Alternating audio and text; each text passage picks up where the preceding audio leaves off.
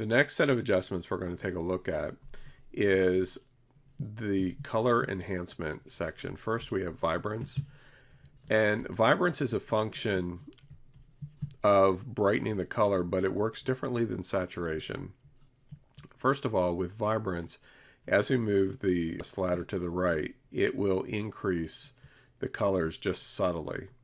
The whole object of vibrance is to maintain the pixel integrity of the image, but just boost the color slightly. So it functions primarily with the color areas in the highlights and a little bit in the midtones.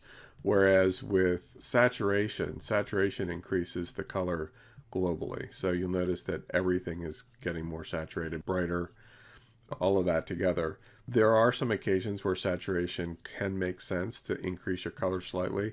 I use vibrance all the time in just giving my photographs a little bit of an extra kick. Like if you're taking pictures in the fall and the trees have color in them, just increasing the vibrance a little bit will still allow the photograph to look real, but just boost up those colors. And there's advantages to doing that because our camera sensors can't always record the colors as we see them. And so tools like vibrance and even saturation give us the ability to add some of that brightness and snap back into our colors. The next tool is hue and saturation. And saturation in this configuration works exactly the same. The lightness control works exactly the same as we saw in levels, the bottom area that we saw in levels. The big difference in this tool is working with hue, and this literally gives us the ability to shift the color scheme globally. So if I left mouse click and drag the cursor to the right, it shifts the hue of the entire image. So all the pixels are being affected accordingly. Same way if I go to the right. And you can achieve some pretty cool effects this way. Even if you're working in graphics and not photographs, hue shift can really come in handy as well. And once again, you can affect the hue in just individual color schemes or across the board with the master. Now with saturation together with hue, it allows you to brighten the colors or desaturate them. The more you move the slider to the left, the less color shows in the original image. The more you move it to the right, the more color shows. And then lightness, again, is a global brightening or darkening of the image. Now there's another feature in hue and saturation, and that's colorize. It's off by default.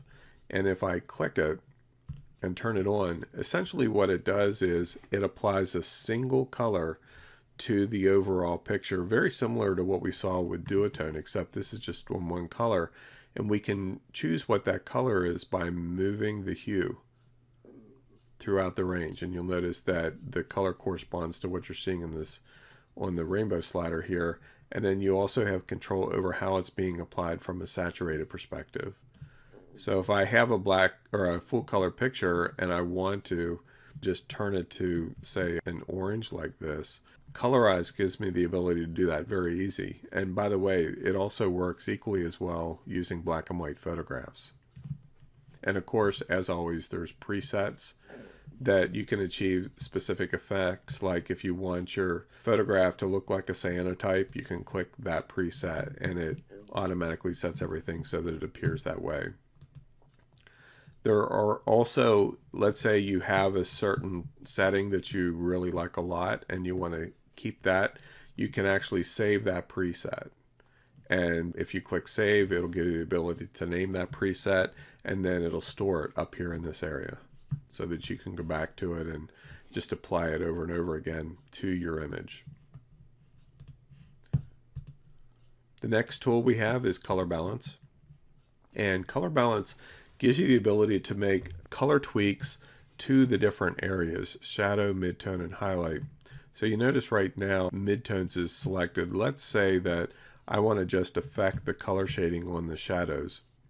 If I click shadow, you'll notice that I have a cyan, magenta, yellow, red, green, and blue. And the more I move the slider to the left, the more yellow is introduced into the shadow area. If I move it to the right, the more blue is introduced to the shadow area. Same with the magenta versus the green, cyan versus red. So you can get very specific with these. If I choose highlights, it's primarily going to target the lighter areas of the picture. Okay, so using these three levels, midtone, highlight, and shadow, you can get very specific in adjusting certain parts of your photograph or image in a way that the other tools can't mirror. Okay, and then once you're happy with how they appear, you can just click OK.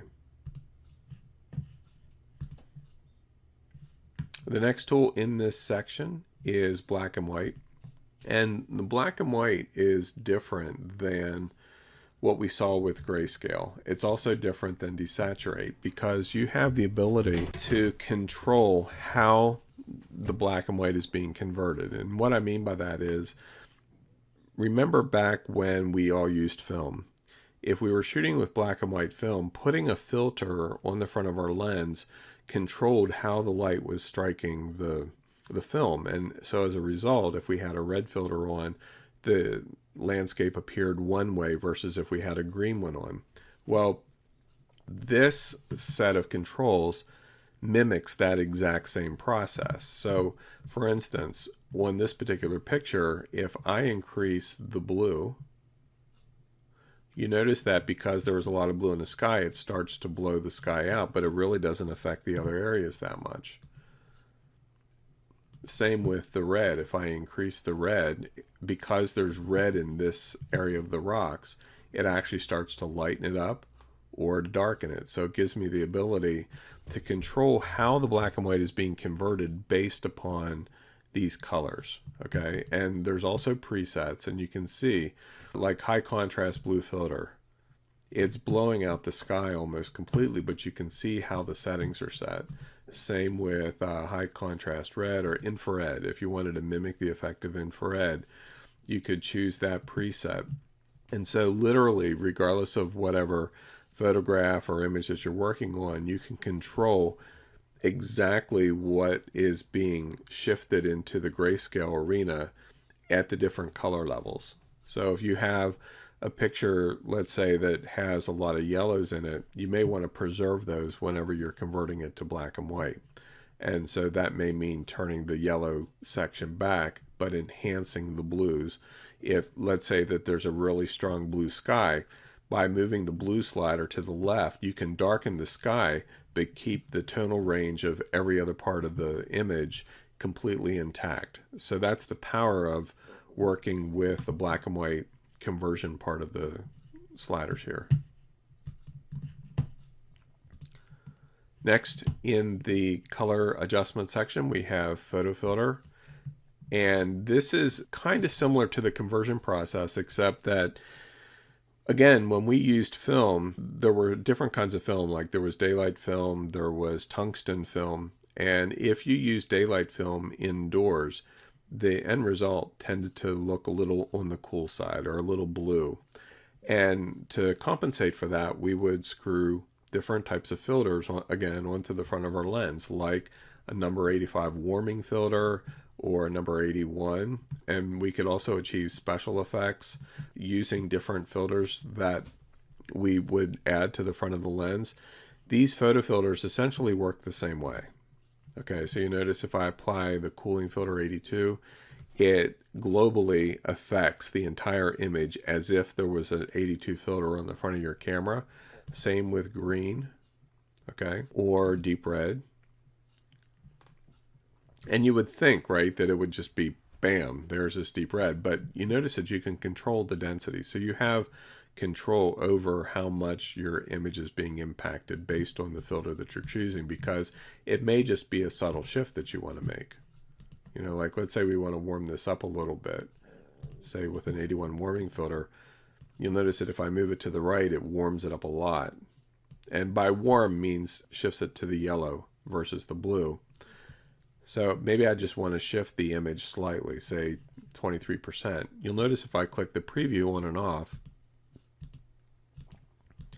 how it just appears a little bit more bright with the warming filter applied.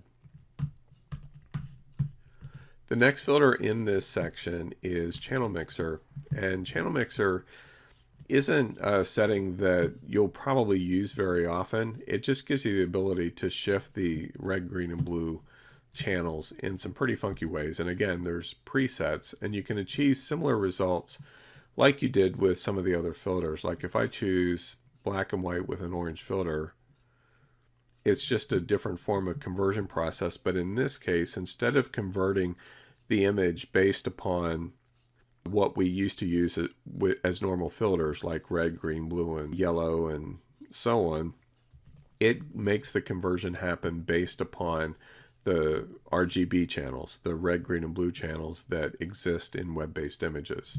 So it's very similar in some respects. In other respects, it's completely different.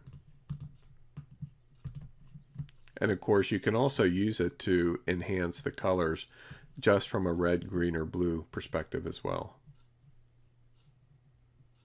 So you're probably starting to get the idea that you have a lot of control over how your image appears.